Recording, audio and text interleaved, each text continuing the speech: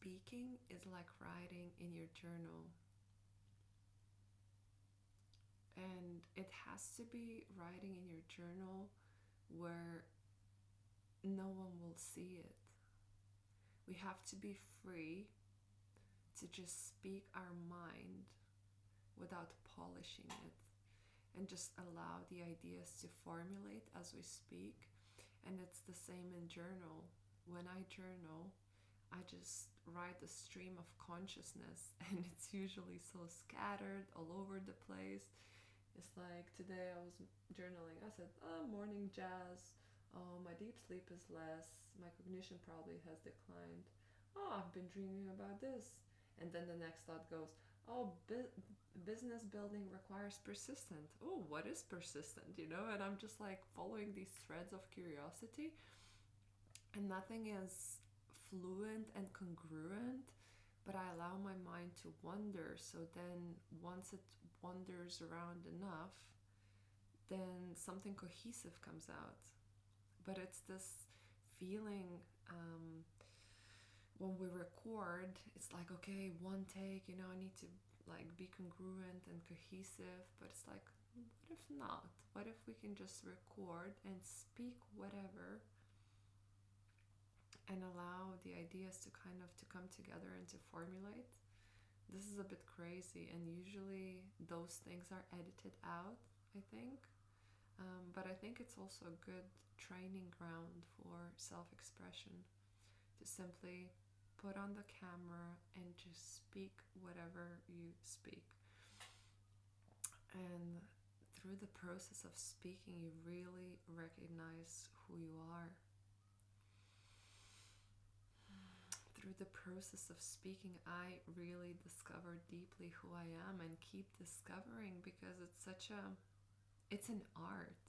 To me, speaking is an art.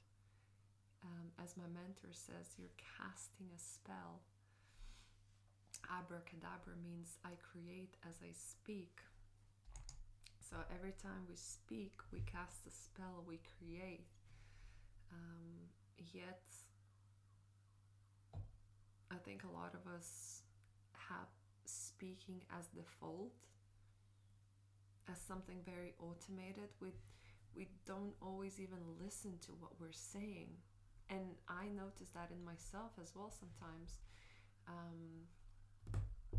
I was answering something to someone yesterday, and we were exchanging a conversation, and I was like, oh yeah, spontaneous is always it's only how do I say it? Spontaneous is the only way to have fun. And I noticed myself, and then I was like, I mean, not always the only way, but one of the ways that I enjoyed, and it's like, it's always capturing yourself. When you go to that default of like always, or this very like, I don't even know how to name this, like societal way of like just the full phrase exchanging. So really conscious connection and creation through speaking requires really slowing down.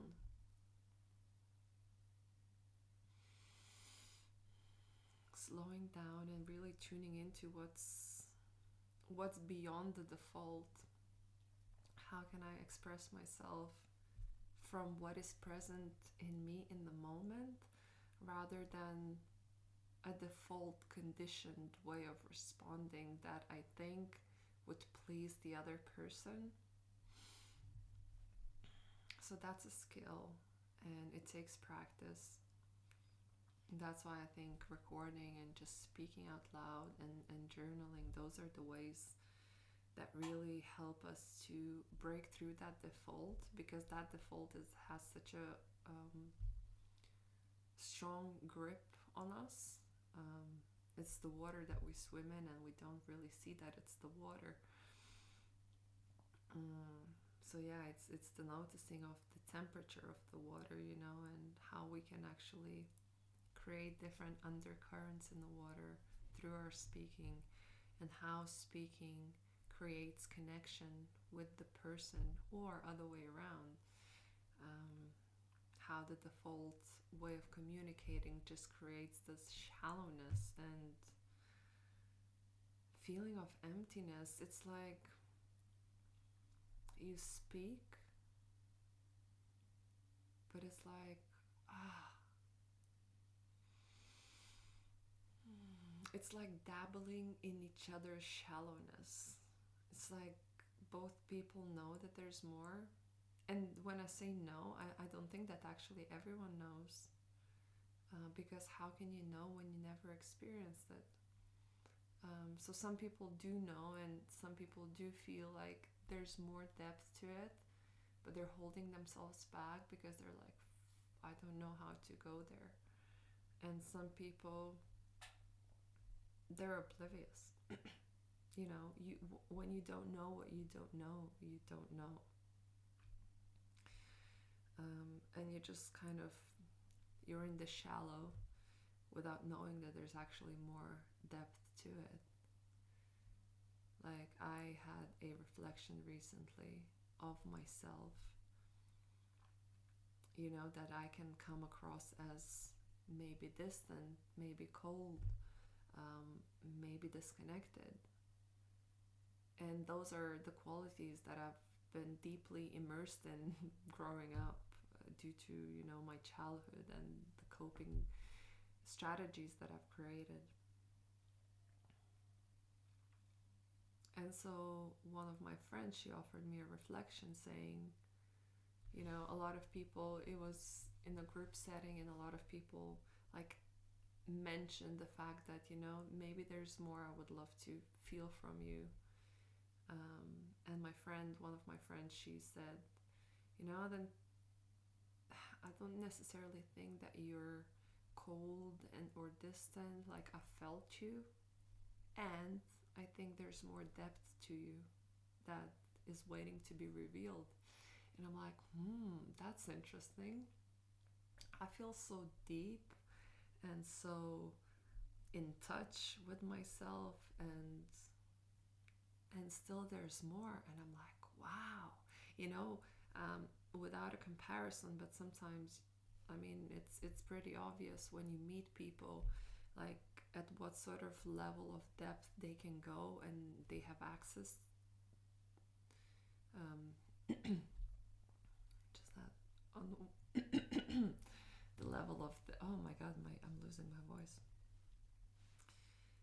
And obviously the mind compares, and I can observe that, and I'm like, wow, you know, I've done some work.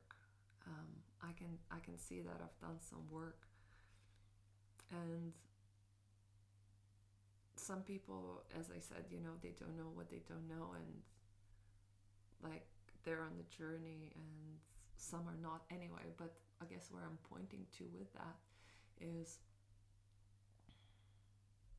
there's more to me, and I'm like, wow, there's more. Which is quite exciting.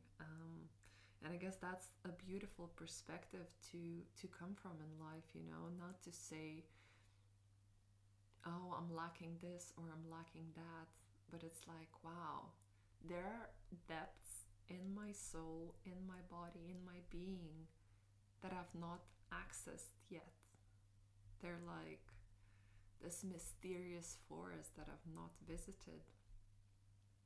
And that can get us really excited, you know, as opposed to saying, oh, I'm insufficient, you know, I'm bad at this or I'm bad at that. It's like, what if we reframe that and say, what if there's so many possibilities waiting for you to be explored, to be experienced, and the depth to be accessed and expressed?